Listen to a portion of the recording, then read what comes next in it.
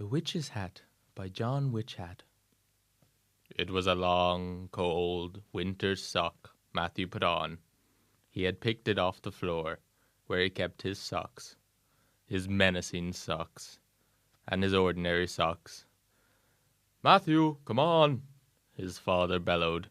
"We're going to be late for the football match, of which I'm living my life through yours."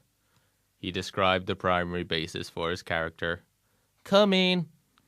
Matthew rushed down the stairs, and before you can say Matthew rushed down the stairs, he was down the stairs from which he had rushed down. "Come on, Matt, just get in the car." "I'm coming." Matthew answered with an air of annoyance in his voice. He huffed into the car, and off they swam. They arrived some half an hour later at a football pitch on the edge of their neighborhood, and as they drew nearer, Matthew noticed something. "Oh, no." "What is it, son? A bear?" It's that creep from school, Jerry. He must be playing for the opposition team, United.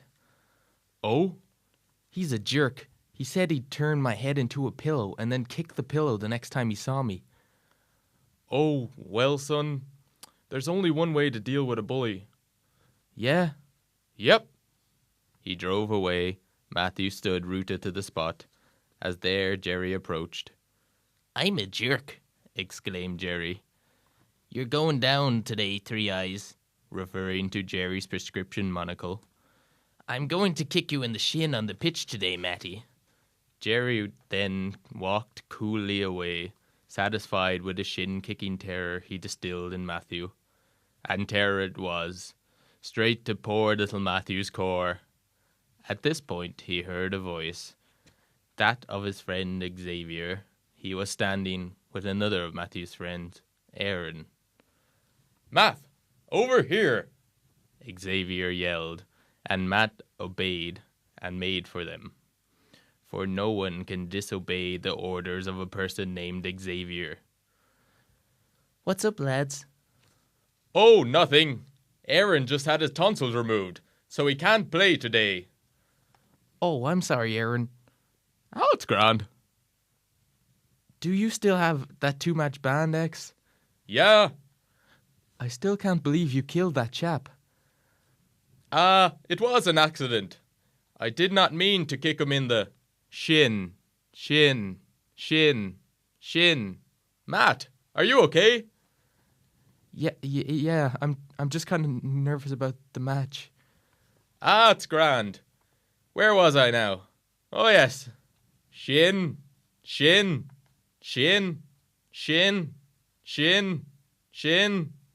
Hey, let's go over there to that old abandoned house in the woods. We got some time to kill.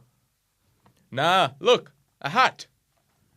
There was a crusty old dusty hat lying on the ground, which Aaron put on, much to the delight of the boys. He's wearing a hat. He's wearing a hat. Give it here. I want to try.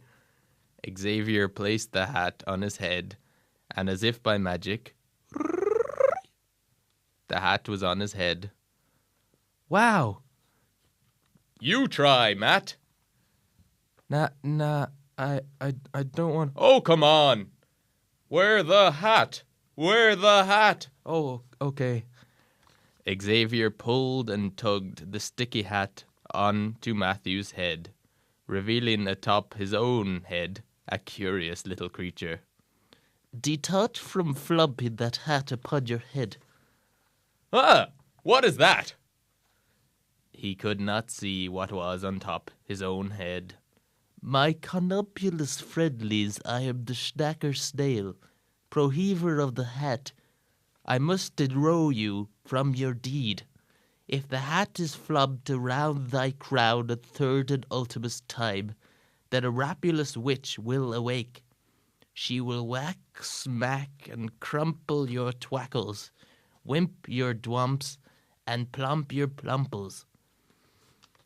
Amidst the snacker snail's ramblings, however, Xavier had already placed the hat upon Matthew's head, and sure enough, a witch appeared. Who rises me so early from my morning slumber? It had better be the toilet plumber. Not to the witch's surprise, there were 3 boys stood before her. You are very young to be in the plumber's trade, or perhaps my eyesight's begun to fade. So are you here to help me on this fine day? Someone's left a turd in my bidet. My name is Matt, and I didn't mean to wake you. Matthew quietly mumbled while looking at his feet. A boy so young whose name is Matthew, with a face so plump you'd swear an elephant begat you. What say you? What be your name? And be so quick, this is no game. The witch said sharply while glancing on Aaron. His voice is gone, but his name is Aaron. Xavier squealed. You say this boy, his name is Aaron, with a smell like that a girl would not be daring. The witch cackled like a generic character brought about by lazy writing. And the interrupter, who have waited? I want to know your name so hastily stated. It's Xavier, ma'am.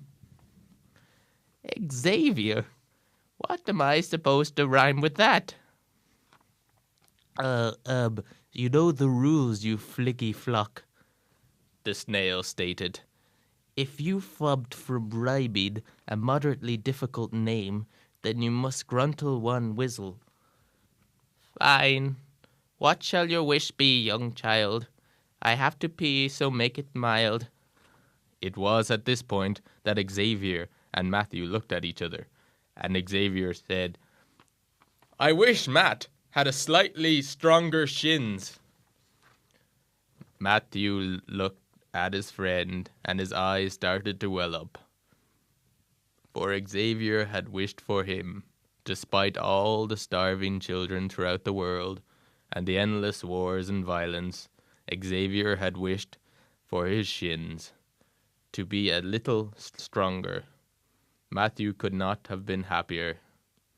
Matthew went on to score the winning goal in the football match, and as he was leaving, and everyone had gone, and the witch and the snacker snail had disappeared for some reason, his dad arrived. Well, son, did you get the hat? Matthew stood there in awe, and everyone lived happily ever after, except for Jerry, because he was a jerk.